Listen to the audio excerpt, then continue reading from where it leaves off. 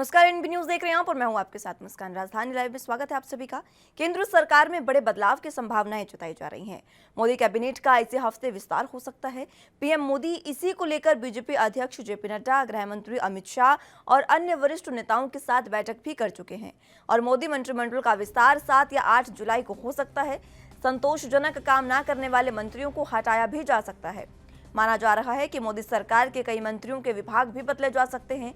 मोदी सरकार 2 के गठन के 2 साल से अधिक समय होने के बाद होने जा रहे मंत्रिमंडल विस्तार पर 5 राज्यों में चुनाव को देखते हुए वहां के जातिगत और राजनीतिक समीकरण की छाप भी नजर आ सकती है। सूत्रों की माने तो मोदी मंत्रिमंडल के विस्तार में एनडीए की गठबंधन सहयोगी जनता दल यूनाइटेड और लोक जनशक्ति पार्टी के पारस गुट के नेताओं को भी जगह मिल सकती है। पीएम मोदी मंत्रिमंडल विस्तार को लेकर पार्टी के राष्ट्रीय अध्यक्ष जेपी नड्डा, गृह मंत्री अमित शाह और अन्य वरिष्ठ मंत्रियों के साथ कई दौर की बैठक कर चर्चा कर चुके हैं। 6 जुलाई को भी यानी आज पीएम मोदी की पीयूष गोयल, निर्मला सीतारमण और अन्य वरिष्ठ मंत्रियों के साथ बैठक होनी है। माना जा रहा है कि इस बैठक के बाद मंत्रियों के नाम पर फाइनल मुहर लग सकती है और कल मंत्रिमंडल का विस्तार संभव बताया जा रहा है।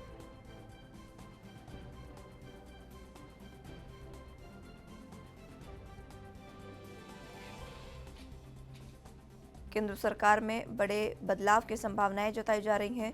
आज बैठक होनी है। प्रधानमंत्री नरेंद्र मोदी के आवास पर यह बैठक होगी जिसमें कई बड़े चेहरे शामिल रहेंगे। रेल मंत्री पीयूष गोयल, वित्त मंत्री निर्मला सीतारमण और कई अन्य वरिष्ठ मंत्रियों के साथ ये बैठक होनी है जिसमें माना जा रहा है कि जिन मंत्रियों के नाम फाइनल होंगे उनके नाम पर मुहर लगेगी। कल उन्हें मंत्री पद की शपथ दिलाई जाएगी, यानी कि विस्तार मंत्रिमंडल का कल होना लगभग तय माना जा रहा है, क्योंकि आज प्रधानमंत्री नरेंद्र मोदी के घर उनके आवास पर हाई लेवल की मीटिंग होने जा रही है। बता दें कि फिलहाल 28 पद ऐसे हैं, 28 मंत्रियों के जो फिलहाल खाली हैं, जिनको भरे जाने के लिए ये बैठकें लगातार हो रही हैं। इसी के साथ 5 राज्य में विधानसभा के चुनाव होने हैं और उन्हीं को साधने का प्रयास भी इस दौरान बैठक के दौरान किया जाएगा। और जो 5 राज्य हैं वहाँ पर जो अब मंत्रियों के नाम पर मुहर लगेगी उसमें 5 राज्यों की जातिगत और राजनीतिक छाप भी देखने को मिल सकती है। इससे पहले भी प्रधानमंत्री नरेंद्र मोदी, बीजेपी अध्यक्ष जेपी नड्डा, गृह मंत्री अमित शाह और अन्य वरिष्ठ नेताओं के साथ बैठक कर चुके हैं। मोदी मंत्रिमंडल का विस्तार 7 या 8 जुलाई को हो सकता है, यानी कि कुछ ही दिन शेष कल या परसों में विस्तार की अटकलें जो है उनको हवा मिलते नजर आ रही है और कहा जा रहा है कि कल सुबह 11 बजे तक मंत्रिमंडल विस्तार निश्चित लगभग माना जा रहा है। संतोषजनक काम ना करने वाले मंत्रियों को मंत्री पद से हटाया जा सकता है और जो विस्तार की बातें कही जा रही हैं उसमें विधानसभा चुनावों को भी मद्देनजर रखकर ये विस्तार किया जाएगा। माना जा रहा है कि मोदी सरकार के कई मंत्रियों के विभाग भी बदले जा सकते हैं। मोदी सरकार 2 के गठन को 2 साल से अधिक समय होने वाला है और उसके बावजूद अब मंत्रिमंडल विस्तार में 5 राज्यों में चुनाव को देखते हुए वहां के जातिगत और राजनीतिक समीकरण की छाप भी नजर आ सकती है। बता दें कि आज ये बैठक शाम को होगी जिसमें लगभग तय माना जा रहा है कि मंत्रियों के नाम पर मुहर इसमें लगाई जा सकती है। अब देखना होगा कि कौन से मंत्री को कौन सा पद मिलता है और किसे मंत्रिमंडल में जगह मिलती है। कई नाम ऐसे भी हैं जिनका माना जा रहा है कि मंत्रिमंडल से उनको हटाया जा सकता है और विस्तार मंत्रिमंडल का जिस तरीके से होना है उसके बाद आज नामों पर फाइनल मुहर लगेगी और कल मंत्रिमंडल का विस्तार निश्चित माना जा रहा है।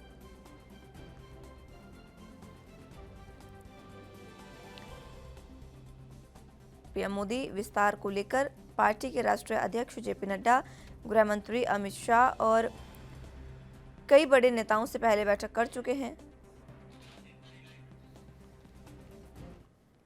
चलिए इसी पर दिल्ली से राजीव तिवारी संवाददाता लाइव जुड़ चुके हैं हमारे साथ।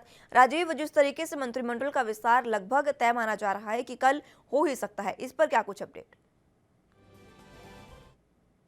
की जो बैठक की जा रही है और कहीं ना कहीं जो पिछली बैठकें भी हुई हैं जिसके अंदर खुद जेपी नड्डा की बात करें, अमित शाह की बात करें, लगातार कहीं ना कहीं मंत्रिमंडल की बैठक के लिए लगातार बैठकें की जा चुकी हैं। मगर बात करें जिस तरीके से मंत्रिमंडल के अंदर बदलाव करने की, तो वो भी कहीं ना कहीं अब संभव होता नजर आ रहा है, क्योंकि आज भी एक बैठक की जाएगी जिसके अंदर कह सकते हैं पीयूष गोयल और निर्मला सीतारमण भी शामिल हो सकती है और नाम जो है वो लगभग तय माने जा रहे हैं। यहाँ तक कि जेडीयू की और कहीं ना कहीं लोक शक्ति पार्टी, जनशक्ति पार्टी की भी कहीं ना कहीं वापसी हो सकती है और कहीं ना कहीं इसके अंदर मंत्रिमंडल के अंदर जगह मिल सकती है। मगर लगातार कहीं ना कहीं जो अटकलें थी वो दूर होती नजर आ रही है और कहीं ना कहीं जो मंत्रिमंडल की आज जो बैठक होगी उसके अंदर भी साफ होता नजर आ रहा है कि बड़े फेरबदल किए जा सकते हैं और कहीं ना कहीं बड़े नेताओं को या फिर बड़े कुछ शहरों को जगह मिल सकती है हुँ। मंत्रिमंडल के अंदर। जी। राजीव, कौन से ऐसे चेहरे हैं जिन पर आज मुहर लग सकती है? क्योंकि आज वाली बैठक में कहा जा रहा है कि तमाम जो नाम हैं वो फाइनल कर लिए जाएँगे, उन पर मुहर लग जाएगी और कल ये विस्तार संभव माना जा रहा है।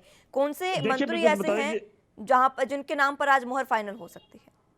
देखिए, बिल्कुल बताइए जिस तरीके से बात करें लोक जनशक्ति पार्टी की तो उसके अंदर भी कहीं न कहीं जो बड़े नेता हैं वहाँ से भी मंत्रिमंडल के अंदर उसको उनको भी जगह मिल सकती है। जेडीयू की बात करें तो जेडीयू के अंदर से भी मंत्रिमंडल को से जगह मिल सकती है उनको अंदर भी। मगर लगातार कहीं न कहीं यही कोशिश की जा रही है कि मंत्रिमंडल के अंदर फेरबदल किए जाए ताकि जो जनता अभी तक जिन चेहरों से नाराज होती नजर आती है उनकी वो नाराजगी दूर की जाए और जो बड़े बदलाव हैं यानी कि सीधे-सीधे कहें जिन्होंने अभी तक कार्यकाल के अंदर अपना कार्य संपूर्ण तरीके से नहीं करा है, हुँ। उनके अंदर भी कहीं न कहीं बदलाव किए जाएंगे। मगर देखना होगा कि आज की जो बैठक होगी वो किस नतीजे पे जाती है क्योंकि आज की जो बैठक के अंदर निर्मला सीतारमण और पीयूष गोयल दोनों ही शामिल हो सकते हैं और बड़े नेता भी शामिल हो सकते हैं। जी। हुँ।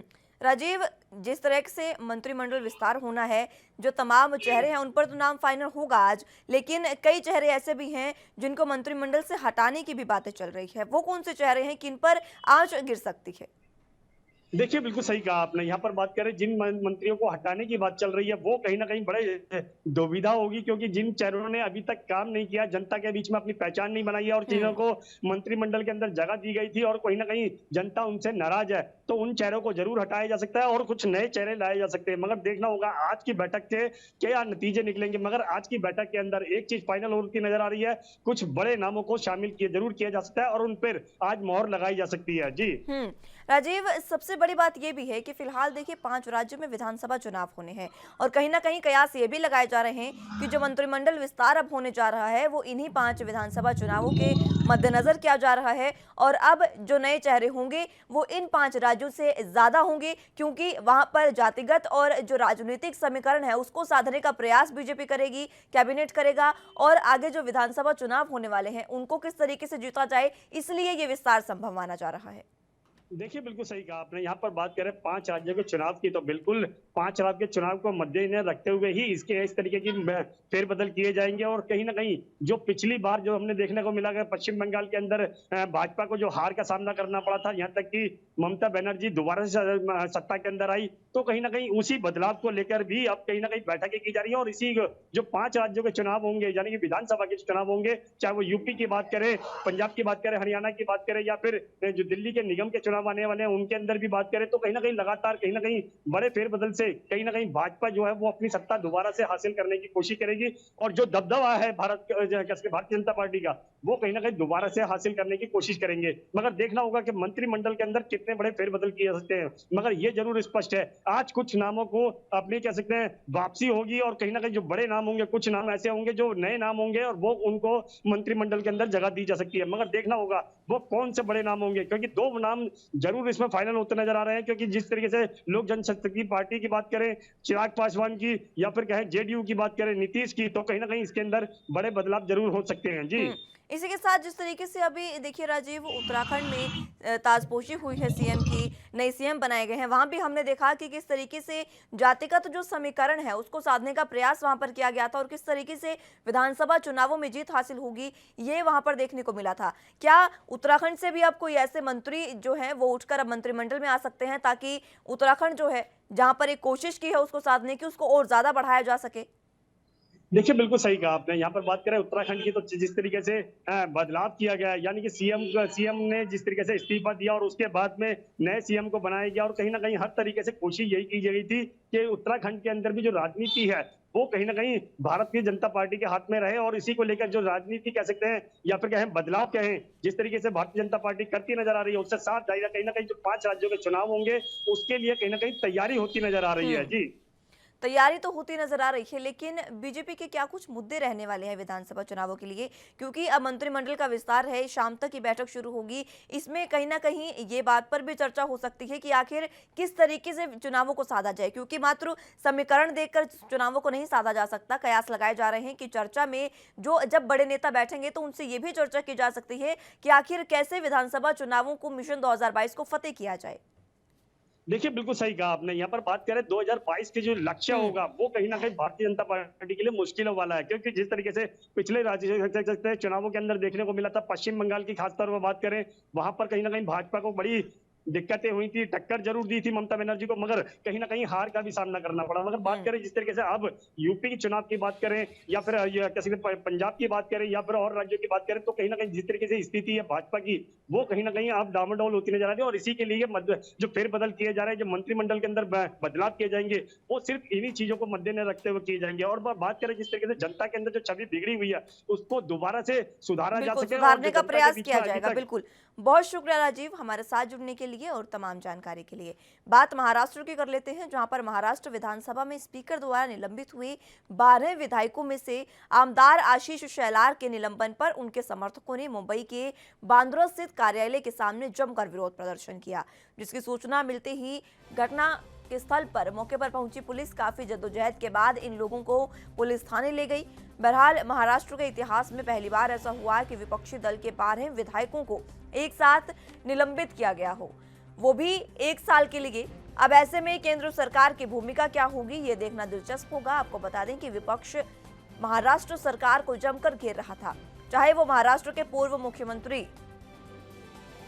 मंत्री की बात हो या फिर किसी अन्य नेता की। कई तमाम मुद्दे ऐसे थे जो वहां पर सामने आए थे। बता दें कि पूर्व गृह मंत्री अनिल देशमुख का मुद्दा हो या अंबानी के घर मिले जेलेटिन या मनसुख हिरन हत्याकांड का, या फिर बात सचिन वाजे द्वारा 1 करोड़ रुपए उगाही के मामले की हो, ऐसे मुद्दों पर बीजेपी लगातार भूमिका में आक्रामक रही है। विपक्ष की भूमिका उन्होंने निभाई है और इसी में स्पीकर की चेतावनी के बावजूद भी बीजेपी नेताओं का हंगामा नहीं रुका, जिसके बाद स्पीकर ने बीजेपी के 12 विधायकों को 1 साल के लिए निलंबित कर दिया है, जो अब महाराष्ट्र की राजनीतिक सियासत में एक नया मोड़ ला रहा है।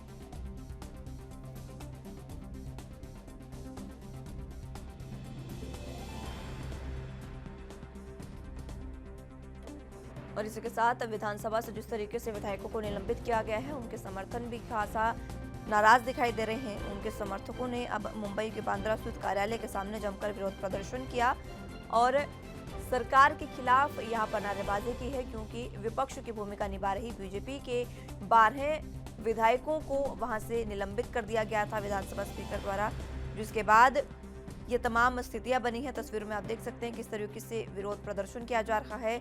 लोगों का कहना है कि महाविकास आघाड़ी सरकार जो है वो तानाशाह सरकार है और तानाशाही से महाराष्ट्र में ये सरकार चल रही है, ये उन लोगों का कहना है।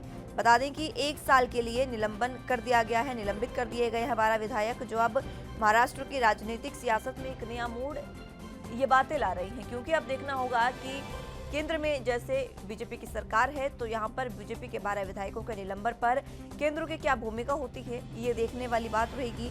लेकिन जिस तरीके से लगातार विपक्ष की भूमिका में महाराष्ट्र सरकार को घेरा है बीजेपी ने, उसके बाद निलंबन ये किया गया। इस पर ज्यादा जानकारी के साथ संवाददाता मुरारी सिंह मुंबई से लाइव जुड़ चुके हैं। मुरारी, अब ये जिस तरीके का मामला सामने आ रहा है, प्रदर्शन वहां पर समर्थकों ने किया है, ये जो 12 विधायक निलंबित हुए हैं, इस मामले में अब क्या अपडेट है?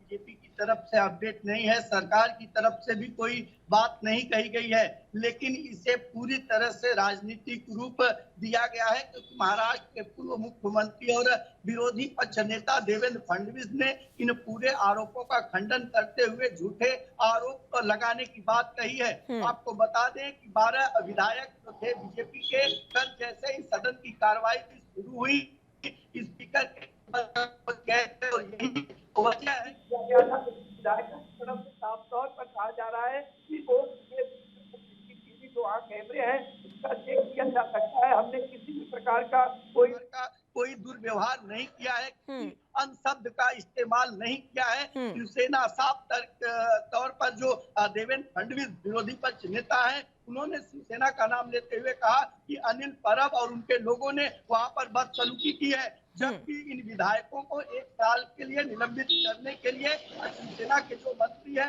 अनिल परब, उन्होंने ही इसकी आवाज उठाई। उसके बाद और मुरारी देखिए, ये इतिहास में पहली बार हुआ होगा जब इतने विधायक एक साथ विपक्ष के निलंबित कर दिए गए हों। जब बीजेपी केंद्र में भूमिका है, केंद्र में जो है वो सत्ता में है बीजेपी, और अब विपक्ष की भूमिका में महाराष्ट्र में है, तो अब क्या बीजेपी बतौर विपक्ष की भूमिका में महाराष्ट्र सरकार पर क्या एक्शन ले सकती है, और केंद्र सरकार की भूमिका में क्या एक्शन बीजेपी का हो सकता है? मुस्कान, देखिए, केंद्र सरकार के साथ बीजेपी के जो नेता है वो लगातार बात कर रहे हैं, लेकिन इसमें किस तरीके का एक्शन होगा ये तो अभी कह पाना मुश्किल है। लेकिन बीजेपी के जो 12 विधायक है उनमें जिसका नेतृत्व आलाल कर रहे थे आशीष शेलार और सागर, लगातार जो है कि स्पीकर से मांग कर रहे थे, और इससे लेकर के 12 विधायकों ने महाराष्ट्र के महामहिम भगत सिंह कोश्यारी से मुलाकात कर उन्हें ज्ञापन सौंपा है कि महाराष्ट्र में महाविकास आघाड़ी सरकार अन्याय कर रही है। हमारे जो मेंबर्स हैं, हमारे जो विरोधी पक्ष के रूप में जो हमारी मजबूती है उसे कमजोर करने के लिए जो है कि महाविकास आघाड़ी के लोगों ने हमारे विधायकों को निलंबित किया है। राज्यपाल महोदय से निवेदन है कि इस मामले में हस्तक्षेप करें। देखना ये होगा कि राज्यपाल भगत सिंह कोश्यारी इस पत्र के बाद आज इस तरह की गंभीरता लेते हैं और क्या कुछ नतीजा निकल कर आ पाता है। मुस्कान, जिस तरीके से विधायकों के समर्थक अब प्रदर्शन करने पर उतर आए हैं, जिस तरीके से विधायकों को निलंबन किया गया, उसके बाद समर्थकों में भी खासा रोष दिखाई दे रहा है। अब समर्थक जो प्रदर्शन कर रहे हैं उनका क्या कुछ कहना है?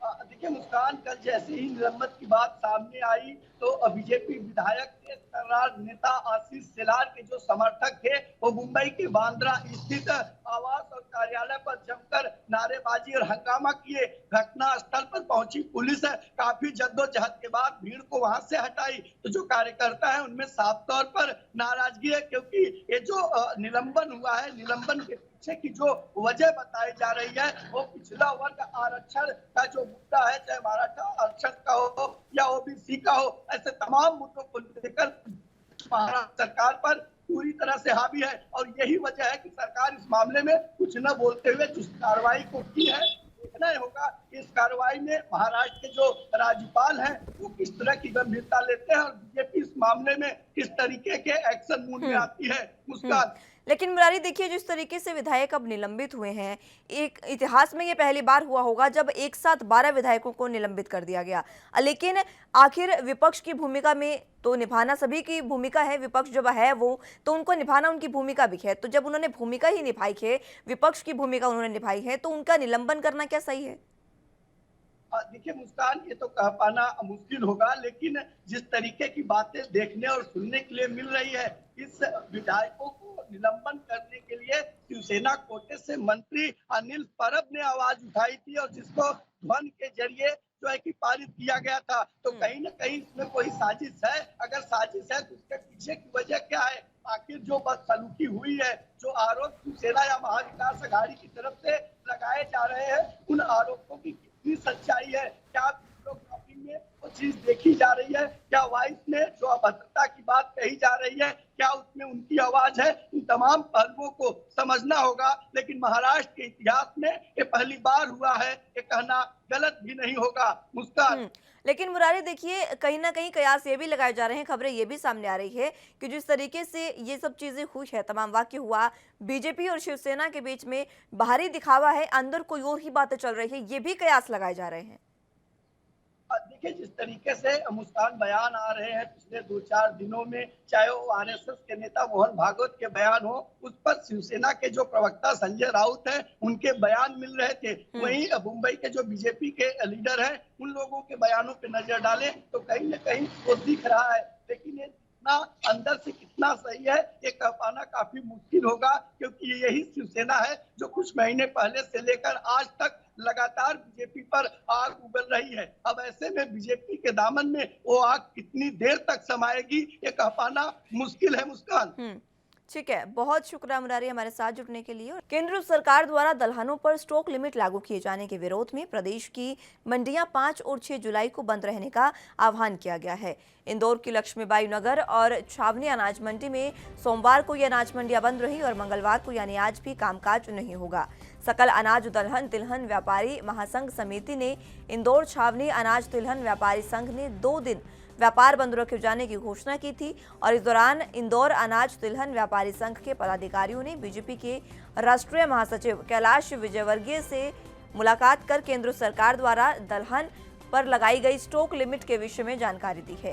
संघ के अध्यक्ष संजय अग्रवाल ने बताया कि वर्तमान में मसूर की दाल को छोड़कर सभी दलहन समर्थन मूल्य उनका बहुत अधिक बताया जा रहा है। संघ के अध्यक्ष संजय अग्रवाल ने बताया कि वर्तमान में मसूर को छोड़कर सभी का जो समर्थन मूल्य है वो समर्थन मूल्य से नीचे ये दालें बिक रही हैं और ऐसी स्थिति में केंद्र सरकार द्वारा स्टॉक लिमिट लगाने का निर्णय लेना तर्कसंगत नहीं है। इस पर विजयवर्गीय ने तत्काल केंद्रीय खाद्य मंत्री पीयूष गोयल को व्हाट्सएप और फोन पर चर्चा कर वस्तुस्थिति में अवगत कराया है। उन्होंने व्यापारियों को आश्वस्त किया कि वो इस विषय पर विस्तार से चर्चा कर व्यापारियों के हित में फैसला लेंगे और उनके हित को ध्यान रखकर केंद्र सरकार के आदेश में संशोधन करवाने का भी प्रयास करेंगे। शुक्रवार के दिन शाम को केंद्र सरकार द्वारा सभी दलहन के ऊपर दालों पे स्टॉक लिमिट आरोपित की गई है, जो कि अनुचित है। सरकार ने पहले जो कृषि कानून लाई थी उसमें स्पष्ट था कि कोई भी व्यापारी पैन कार्ड से खरीदी करेगा तो भी उसके स्टॉक की जांच नहीं होगी, लेकिन सरकार ने जो तुरंत निर्णय लेकर स्टॉक लिमिट लगाई है, इससे पूरे देश के करीब 5 से 6 करोड़ व्यापारी असमंजस में हैं और दुविधा में हैं। स्टॉक लिमिट देश में आपातकाल होता है या कीमतें 1.5 गुना के आसपास हो जाए तो लगाई जाती है, लेकिन आज तारीख में जो भी दलहन है सब समर्थन मूल्य से नीचे बिक रहे हैं, तो सरकार ने स्टॉक लिमिट क्यों लगाई है? तेल 1 का 2 हो गया, 50 रुपये का 40 रुपये का सोयाबीन 80 रुपये बिक रहा है, वहाँ कोई तकलीफ नहीं है, लेकिन सरकार को दलहन व्यापार को पूरा टारगेट किया गया है। इससे पूरा व्यापारी जगत समझ में और बहुत निराशाजनक माहौल हो चुका है। सभी व्यापारी संशय में कि इस पर ज्यादा जानकारी के साथ इंदौर से गणेश तिवारी संवाददाता हमारे साथ जुड़ चुके हैं। गणेश, जिस तरह का ये मामला सामने आया है, आखिर क्या कारण है कि दालों पर स्टॉक लिमिट लगाई गई? कोरोना काल के बाद की बात करें तो अलग अलग व्यापारी संघों द्वारा अलग अलग तरह को लेकर हालांकि केंद्र सरकार का विरोध किया गया है। अब जो है स्टॉक लिमिट को लेकर अगर बात करें तो केंद्र सरकार ने जो दलहन और तिलहन पर जो स्टॉक लिमिट लगाई है कि 100 क्विंटल से ज्यादा कोई भी व्यापारी अब स्टॉक दलहन नहीं कर पाएगा। ऐसे में अब उसका भी विरोध केंद्र सरकार के इस निर्णय का जो है विरोध व्यापारी द्वारा लगातार किया जा रहा है। और इसी को देखते हुए अगर कल की बात करें, सोमवार की बात करें, तो सोमवार को भी व्यापारियों ने बड़ी तादाद में अनाज मंडियों और अपनी दुकानें बंद रखी और आज मंगलवार है, आज के दिन भी उन्होंने बंद का आह्वान किया है। तो लगातार जो केंद्र सरकार द्वारा स्टॉक लिमिट है, व्यापारियों को कहना है कि जो स्टॉक लिमिट निर्धारित की गई है वो कहीं ना कहीं अनुचित है और जिसके खिलाफ अब जो है सरकार के खिलाफ व्यापारियों ने एक मुहिम छेड़ दी है और जिसका विरोध जताते हुए उन्होंने हालांकि जो इंदौर की अनाज मंडियां हैं, छावनी और लक्ष्मीबाई अनाज मंडी है, उसे व्यापारियों ने बंद रखा है और जो ये स्टॉक लिमिट लगाई गई है उसे पूरी तरह से व्यापारियों द्वारा ये साफ तौर पर कहा जा रहा है कि इस स्टॉक लिमिट को हटाई जाए, क्योंकि अन्य अगर दालों की बात करें, मसूर के अलावा बात करें तो ऑलरेडी पहले से ही जो है ये समर्थन मूल्य से कम दामों में इनकी दरें निश्चित हैं और कम मूल्य दरों में बिक रही है। ऐसे में व्यापारियों को कहीं ना कहीं नुकसान हो रहा है और स्टॉक लिमिट निर्धारित करने से व्यापारियों का जो व्यापार है वो कहीं ना कहीं सीमित रह जाएगा। ऐसे में लगातार जो है व्यापारी इस चीज का विरोध कर रहे हैं और केंद्र सरकार के खिलाफ जो है उन्होंने विरोध गणेश, किसानों का इस पर क्या कहना है? जी गणेश, किसानों का इस पर क्या कहना है? क्योंकि जिस तरीके से व्यापारी लगातार विरोध कर रहे हैं, व्यापारियों को स्टॉक लिमिट कम जो उनकी लिमिट तय कर दी गई है उसमें अब किसान क्या कह रहे हैं? क्योंकि अगर इस तरीके से स्टॉक लिमिट हुई तो जो किसान है उनके जो दालें हैं वो नहीं बिक पाएंगे पूरे तरीके से। निश्चित तौर पर देखिए कहीं ना कहीं किसानों को इसका खामियाजा भुगतने को पड़ रहा है, क्योंकि क्रय विक्रय जो है किसान बड़ी तादाद में जो अपने अनाज है वो लेकर आ रहे हैं, अब उनके भी नहीं बिक पा रहे हैं और स्टॉक लिमिट निर्धारित होने से, क्योंकि व्यापारी जो है पहले स्टॉक लिमिट निर्धारित नहीं थी, ऐसे में व्यापारी कितनी भी मात्रा में माल खरीद लेते थे और जो कृषक अपनी दलहनें या तिलहनें लेकर आते थे, वो व्यापारी उनसे क्रय कर लेते थे। लेकिन अब स्टॉक लिमिट निर्धारित हो जाने की वजह से कहीं न कहीं अगर व्यापारी भी इसका विरोध कर रहे हैं, तो किसानों को भी इसका कहीं न कहीं खामियाज़ा भुगतना ही पड़ेगा। हालाँकि अब किसान भी केंद्र सरकार के खिलाफ ही नज़र आ रहे हैं। पहले भी अगर बात करें तो दिल्ली बॉर्डर पर पहले से ही किसानों ने एक कूच भर रखी है हम्म। केंद्र सरकार के खिलाफ जो 3 बिल बनाए गए हैं। ऐसे में अब किसानों को और अब तकलीफ देखने को मिल रही है। और हालाँकि अभी ये भी किसानों देखने ने वाली किसी बात है गणेश, जिस तरीके से सरकार तमाम दावे करती है कि जो किसानों की फसलें हैं, तिलहन दिलहन है, सब चीजें एमएसपी पर बिक रही हैं, लेकिन यहाँ पर खुद व्यापारियों ने बताया कि एक मसूर की दाल को छोड़कर बाकी सभी दालें हैं और जो तिलहन है वो एमएसपी से नीचे बिक रहे हैं। निश्चित तौर पर, साफ तौर पर यहाँ मसूर के अलावा जो है अन्य चीजें जो भी चाहे वो दलहन की हो या तिलहन की कोई भी चीजें हो, वो सभी जो है मूल्य समर्थन जो रेट निर्धारित किया गया है, एमएसपी निर्धारित की गई है, उससे कहीं न कहीं कम में बिक रही है। तो ऐसे में निश्चित तौर पर सवाल उठता है कि सरकार लगातार ये कहती आई है कि जो व्यापारी है, जो कृषक हैं, उनका जो है पूरी तरह से जो एक एमएसपी निर्धारित की गई है, उस रेट पर जो है खरीदी और बिक्री होगी। लेकिन ऐसा कहीं भी इसका रूबरू अगर आप प्रत्यक्ष प्रमाण देखें तो ऐसी कोई भी चीजें नजर नहीं आ रही हैं हम्म। और किसानों के लिए कहीं न कहीं ये निश्चित तौर पर एक बेहद ही दुखद घटना है। जी। यानी ये सारी चीजें गणेश देखिए, एक तो समर्थन मूल्य से नीचे फसलों का बिकना और दूसरा इस तरीके से स्टॉक लिमिट लगा देना, तमाम जो चीजें हो रही है साफ तौर पर किसानों की कमर तोड़ने का काम यहाँ किया जा रहा है। निश्चित तौर पर देखिए किसान और व्यापारी बात करें दोनों की ही कमर तोड़ने की अगर इस तरह की स्टॉक लिमिट की बात करें तो व्यापारियों का साफ तौर पर कहना है कि इससे कहीं न कहीं व्यापारियों की तो कमर टूटेगी, साथ ही जो कृषक हैं, जो किसान हैं, हमारे देश के अन्नदाता हैं, उनकी भी कहीं न कहीं कमर टूटेगी। हालाँकि हम्म। व्यापारियों ने ज़रूर इस पर भारतीय जनता पार्टी के जो राष्ट्रीय महासचिव हैं कैलाश हम्म। विजयवर्गीय अब उनसे देखना मुलाकात की होगा है जब और कैलाश विजयवर्गीय से बात की गई है तो वो क्या कुछ इस पर संज्ञान लेते हैं। बहरहाल बहुत शुक्रिया गणेश हमारे साथ जुड़ने के लिए और तमाम जानकारी के लिए। तो फिलहाल राजधानी लाइव में मेरे साथ बस इतना ही। आप जुड़े रहिए एनबी न्यूज के साथ। नमस्कार।